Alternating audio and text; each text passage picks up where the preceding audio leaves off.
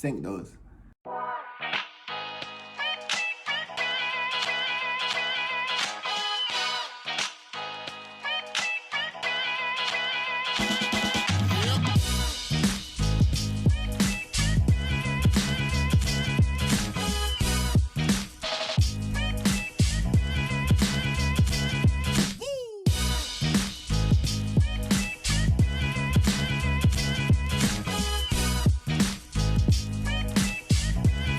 What is going on, dreamers? Okay, now, I know it's been some time. I'm sorry, okay? I'm sorry. You can boo me. I'll let the boos play now. I'll let them play.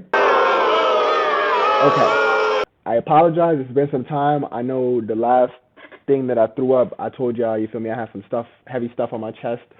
And there was also a lot of going on in my life, trying to find my own place and figure out what I wanted to do with my career and everything. All that's in order now. We back to talking shit. All right, dreamers. All right. So, firstly, I'm in my own spot. I do a little show around when it's a little bit more cleaned up. But I've been in my own spot for like 2 months now, and I want to do like a little switch. I want to do a little change around on what we're doing over here, Dreamers Entertainment, on the Kadeem McCoy channel. I want to be more of like a social commentary type channel. I want to be able to talk about the current state of YouTube, the current state of the world, and be able to influence change in the same way I was trying to influence change back then. For those of you that are hopping on the bandwagon, hopping on the cart, hopping for the ride, basically, if you've been on the channel already, you know that I was doing a lot of reactions to music. That will not stop. That will definitely continue. Music is a huge part of my life. But I do feel like it's time to take the channel to a different direction, react to other things, talk about other things with you guys, so that you guys can share your opinions in the comment section. And I just wanted to apologize. And I'm going to throw the name of the subscriber up on the screen right now. I just wanted to apologize because I know I had promised you I was going to throw a video up after your comment had gave me some inspiration. Some stuff happened in my life. Events kept coming and coming, challenges kept coming and coming, and honestly, laziness happened, and I kept putting YouTube off. I didn't hop back on like I told you I would, and I apologize. You guys are definitely what's keeping me going. Being able to go onto YouTube Studios and seeing people still asking where I'm at and stuff, and I'm just some random dude from Hartford, and people asking me where the content's at. So, you know, it really is inspiring, despite the fact we only got like 2K subs, and this ain't a big channel. Don't matter. Really inspiring, and this is going on way too long. I'm definitely editing this because this intro is way too long. But I want to start controversial. So, we gonna hop straight into, this actually happened today. Piers Morgan interviewed Andrew Tate. Now, for those of you who do not know, Andrew Tate is this anomalous figure, okay? Andrew Tate came out of the woodworks going crazy, all right? Andrew Tate came onto YouTube talking about the difference between men and women, talking about the drive for men, and a lot of this red pill ideology that doesn't stick too well with some of the people on this platform, considering who owns this platform and considering the fact that YouTube has gone a lot more mainstream, a lot more blue-pilled, if you will. He definitely was a polarizing figure from the moment he got on the platform, and since joining the platform, he's actually been removed from YouTube. And all this shouldn't be new to anybody. Everybody knows who Andrew Tate was. He's the most Googled man on the planet at one point. Within a few months, he was banned on everything. We're talking about YouTube, Instagram, Facebook, Twitter. But not only that, Uber, okay? Uber, Airbnb. How do you even get banned off those apps? I didn't even know banning was a thing on those apps. But regardless, this man hops on and gets banned from everything. And now, Piers Morgan has given him the opportunity to, on live television, appear on Talk TV and explain himself. A lot of the things Andrew say, not gonna lie to you, I agree with, my nigga. I agree with. So we'll see. And we'll add a little bit of commentary here and there, but I really just want to listen and see what this is about. Andrew Tate's the most famous man you've probably never heard of, but the chances are your children will have. Videos of Tate have been viewed billions of times. All right, I'm sorry to pause early, but I like how he starts saying the most famous man you've probably never heard of, because he's talking to people his age that don't even know how to use phones. Everyone knows who Andrew Tate is that's under the age of like 40, okay? Let's not try to play like people aren't all over social media, even the elderly, and know who Andrew Tate is. But continue. Online. He's got an enormous following and mostly young men, and his often scandalous views about women that have made him notorious across the world. Views like this. So I think my sister is her husband's property, yes. A bride is walking down the aisle, and she's being given away. Her walks next to her and gives her away. Tate's opinions on mental illness are equally true or false, though? I don't believe in depression. Don't message me about depression because I don't believe in it. If you're asleep in your bed in the middle of the night and you hear a noise and you believe in ghosts, now you're afraid. But if you don't believe in ghosts, it's the wind and you go back to sleep. You give the ghosts power by believing in them. Well, there's some every... I will say, there's a lot of credibility to that, and people discount that all the time, okay? It's similar with anxiety, it's similar with ADHD, and trust me, okay, I'm going into the field of clinical psychology. That's what I want to be. I'm currently a family navigator, but I'm going to enter the field of clinical psychology because I've been very interested in this stuff for a very long time. Mental illnesses, depression, anxiety, ADHD, ADD, things like those. Yes, there are chemical brain processes and biology, if you will, involved in those mental illnesses. However, acceptance and pushing narratives that these things are acceptable and are okay and things that we should just talk about more, they contribute to those mental illnesses, in my opinion. Okay, I have to throw that out there because I don't want to get removed, even though I'm a small channel, for no misinformation, okay? I'm not trying to end up like Sneeko. What I'm trying to say is, if you tell a kid their whole life, you know, it's okay that you feel anxious, it's okay, take this pill, you'll feel better, they'll become reliant on that pill, all right? That's just what happens. Every major social media platform banned Tate amid a global backlash and concerns about his influence on the young people who watch him. But copies of his videos are still shared millions of times every day. This show is called Uncensored. One of the challenges views directly, so he flew from Romania to sit here in this studio and the full Now that is what is needed in mainstream platforms. How can we all say that we're willing to be accepting of everything and willing to understand all of the nuances of these new ideas that are arising as, you know, influx of feminist ideologies start to populate our schooling system? If we're so accepting of those views, why can't we be accepting of the counter side? If you want to be on the A side and act like you have some high moral ground over everybody else, why can't you stand and listen to those who you believe are beneath you? Is it because you know everything they're saying is wrong and it's going to cause hatred and violence? Or is it because you can't stand to hear things that prove you wrong? Serious thing to consider. Here's a bit of what's to come. Do you respect women? Absolutely. Why wouldn't I? Do you think that 18, 19-year-old women are more attractive than 25-year-old women? I think there's attractive people. That's a loaded question. I don't know. Well, it's not really, is it? I can't. You know why I'm asking it? Of course I do, but I can't sit here and for say. the benefit of viewers who don't know why I'm asking, you said this. In general, this is also one of the reasons men find youth attractive. You want to blow up the internet? I'll blow up the internet right effing now. The reason 18 and 19-year-olds are more attractive than 25-year-olds is because they've been through less dick. People say, oh, you can't say that, but yes, I can. A 19-year-old is more attractive than a 26-year-old woman, and I'll tell you why. Because that 26-year-old has talked to more guys, been to the club more times, been effed and dumped more times, more arguments, more mess, more for me to clean up. That is misogyny. Why? Because Is it? What part of that statement did he say was hateful towards women? That's what misogyny is being anti-woman or being hateful or having speech, rhetoric, or actions that are completely against women. What part of what it might have been, you know, a bit discriminatory based on age, but what part of that was misogynistic? I don't understand. I'll let it keep playing. You are encouraging a mindset about 25-year-old women that makes them sound out to be infinitely less desirable than 18, 19-year-olds and having effectively been having too much sex to be taken in a more respectful way. That would, Sure. Well, firstly, even if that was the case, that wouldn't be misogyny. But what did you mean by what you said? That's not misogyny because it's not anti-women. I'm saying that Thank you! Thank you! 25-year-old women. anti-25-year-old women we can argue, but not misogyny. Well, that's misogyny then. isn't it? No. No, Being any woman at all is misogyny. Not when I'm saying that women are beautiful and attractive at a certain age and saying the age. You're saying 18, 19-year-olds are more attractive than 25. Well, than ageist, perhaps. But Thank you. There we go. You see, it's about lumping people is what it's become about. It's about lumping people into categories. He said this thing, and even though he wasn't specifically picking out that he didn't say he hated women, he didn't say et cetera, he said a bad thing and it involved women. So he must be misogynistic, sexist, all of the things.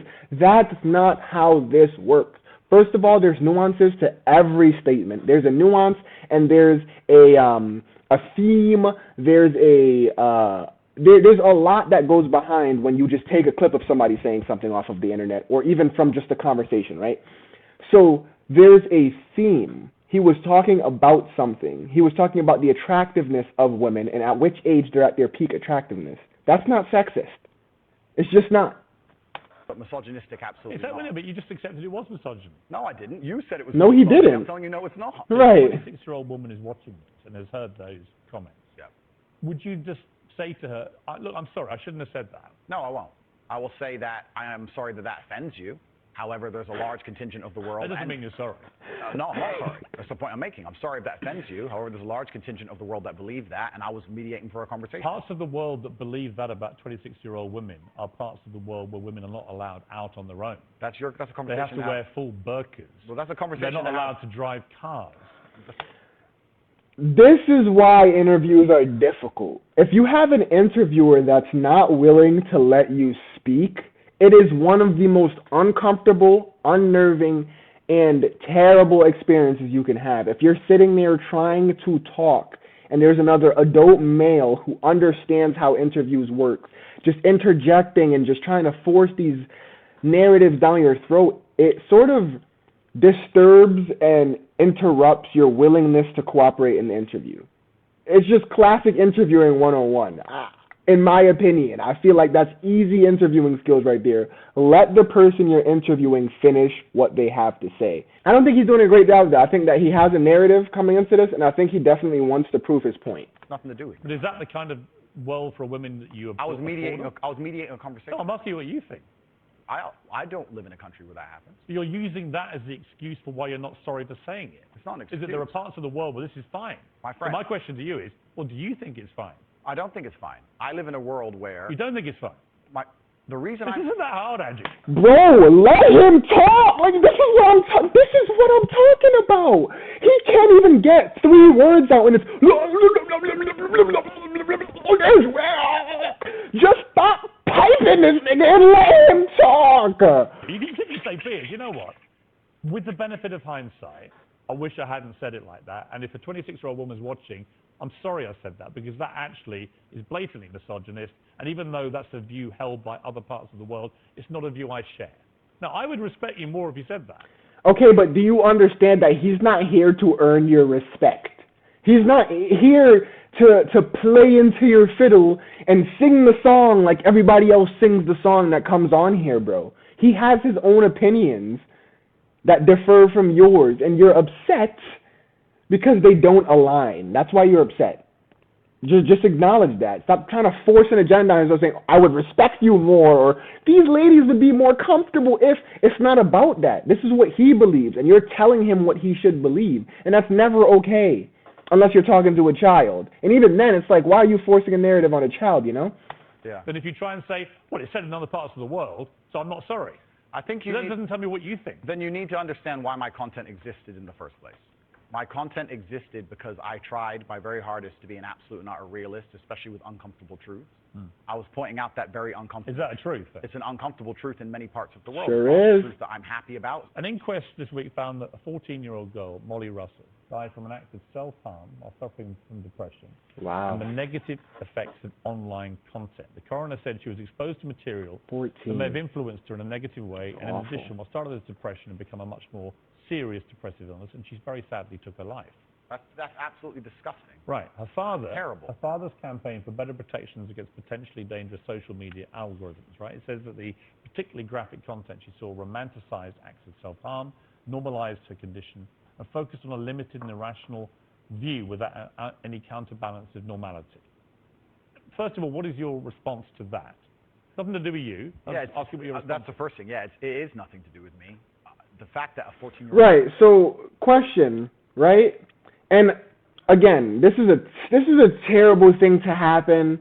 This is like awful that a 14-year-old girl would even take her life over anything that happened on social media, or even take her life in general. It's just, and it's an unfortunate fact of reality is that people do these things, and it's something that I've had to accept, especially as a family navigator and in the field of social work, is that the brain can make us do some pretty horrendous stuff, right? I do find it very odd, though, that you made it clear to point out this has nothing to do with Andrew Tate, and yet you're using this little girl losing her life to paint him in a negative light. That's disgusting, bro. If you're gonna acknowledge that this has nothing to do with him, why are you bringing this story up to him? I understand she was on social media and she consumed some things that could have been harmful to her, and that's what resulted in her taking her life away, unfortunately. But if you're acknowledging it has nothing to do with Andrew Tate, why are you bringing it up in this nuance? Why are you attaching this dead girl? Why are you attaching her to your freaking headline so you could get more views and you could make him look worse? You're sick, bro. You're fucking sick. The girl took her life is truly sad. The world we live in today is...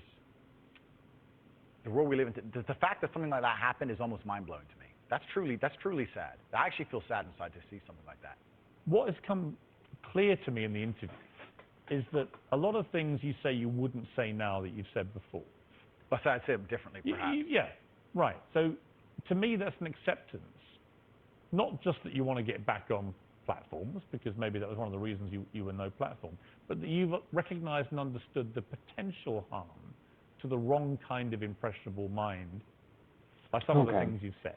Okay. And I will say, that's a fair point. That's a fair point by Pierce there. I don't want to be completely biased here, act like I'm jumping on some Andrew Tate bandwagon or Andrew Tate's God and top G. No. But I do think that's a fair point, is that a lot, and I've consumed quite a lot of Tate content, trust me, even over on Rumble. A lot of Tate's content to the young, impressionable mind can be very damaging. Similar to people like Sneeko, Nick Fuentes. What's that girl name that went over to the colleges and was riling up people in the colleges? Y'all know who I'm talking about if you're used to this type of content.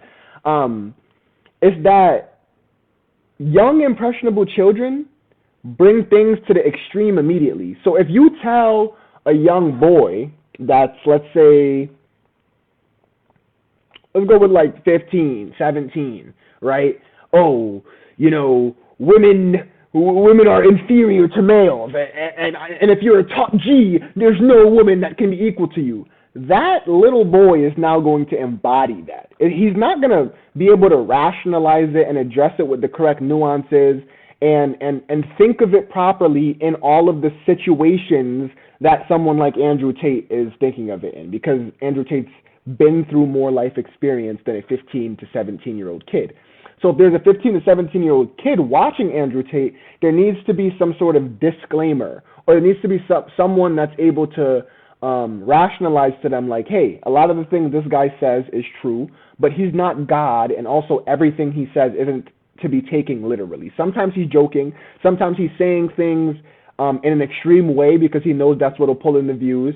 And sometimes he's saying things played down a bit because he doesn't want to offend or whatever. But regardless, you have to be able to understand when he's doing those things and also be able to think for yourself if you're going to consume content like this, which is, I think, what a lot of people have a problem with people who make content like Andrew Tate, Sneeko, even the far left side, like Destiny and them. Like, a lot of people have a problem with the fact that it's so extreme and it's so easy to alter the minds of young, impressionable children that these extreme ideas are predatory almost on minds like that. But again, you should be spectating what your kids are watching, not Andrew Tate. Would that be fair? I think that's 80% fair. I recognize and understand that with massive fame, you have to be more careful about being misconstrued. Like I said earlier, 1% of people misunderstanding you doesn't matter with a small audience. It matters with a very large audience. With power comes responsibility. I still believe the things I say. I do not want to be a negative force for the world. I also understand that I am a man who's lived a very difficult, nuanced life, and I am capable of making nuanced points that may be misunderstood by teenagers. However, that can be said about anybody and everything. Every opinion online can be misunderstood. Bro, this man is trying to protect spitting. children from the internet is a very interesting subject in and of itself, because I would argue that 80% of the content on the internet can be negative. I want to also point out, it's so weird, right? Just look on screen here. When you have things like this, Tate, Andrew Tate exclusive, I still believe the things I say. Like, bro, what? I know it's a headline, it's the news, but, like, it's so corny, bro. Negative or detrimental to a young mind that doesn't understand the world. So, interesting early preview there of my interview with Andrew Tate. Like I say, very controversial guy, banned from all social media, but I believe in giving people a chance to have their say and hold them to account, which is what I do with him. But at what point does free speech become hate speech? At what point does someone like him deserve or not deserve to be deplatformed from all social media?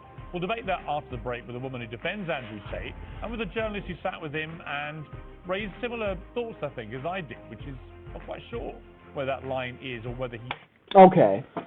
If you guys want to finish watching, like, the full interview, full interview, go over to, head over to Pierce Morgan Uncensored channel with about 187,000 subscribers.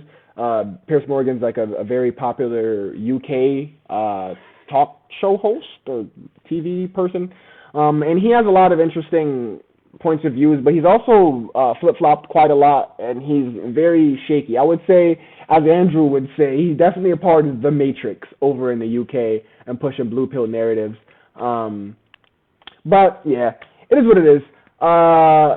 If you guys want to see me react to more content like this, more Andrew Tate, feel me, jump into the Sneeko realm, debates and all that. I already know how I get down with debates. I love consuming content like this. I love talking about content like this. And I think this is the direction I want to take the channel in for sure. I want to talk more about things like what's happening in the world, Tate, the whole thing with the Try Guys and the cheating.